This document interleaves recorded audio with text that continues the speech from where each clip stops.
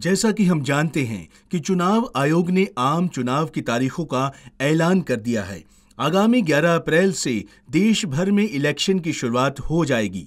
इसी के मद्देनजर हरियाणा सरकार ने इलेक्शन कमीशन से 200 कंपनियों की सिफारिश की है। गौरतलब है कि पिछले चुनाव में हरियाणा प्रदेश को 74 कंपनियां दी गई थी। गृह सचिव एस प्रसाद ने इस बारे में कहा कि सेंसिटिव और सुपर सेंसिटिव क्षेत्रों की जानकारी चुनाव आयोग को भेज दी गई है।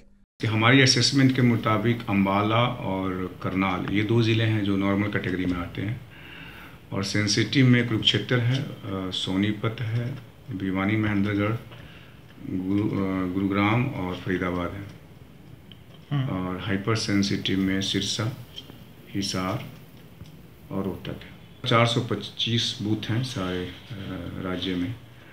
उसमें ये जो मैंने सेंसिटिव, हाइपर सेंसिटिव और नॉर्मल कैटेगरी बताई, ये तो पार्लियामेंट कंस्टिट्यूंसी वाइज है, लेकिन वो बूथ की आइडेंटिफिकेशन होती है कि कौन सा बूथ कितना सेंसिटिव है और उसमें उसकी क्या पास्ट हिस्ट्री रही है वो, और जो इंटेलिजेंस की इनपुट आता है उसको ध्यान में रख करके ये फोर्स का डिप्लॉयमेंट होता है। तो कोई यूनिफॉर्म ऐसा फार्मूला नहीं है कि अगर किसी ज़िले में वायलेंस हुआ है तो वहाँ पे सारे बूथ पे हम लगाएंगे। बता दें कि अतिरिक्त कंपनियों से जुड़े नॉर्म्स पैरामिलिट्री फोर्स की तरफ से बनाए जाते हैं।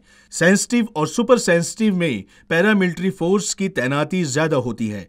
हालांकि ये लगभग साफ हो गया है कि जाट आरक्षण आंदोलन में ज्यादा प्रभावित क्षेत्रों में अलग से किसी भी तरह की कोई तैनाती नहीं होगी। Bureau report, Punjab Kesari TV, Chandigarh.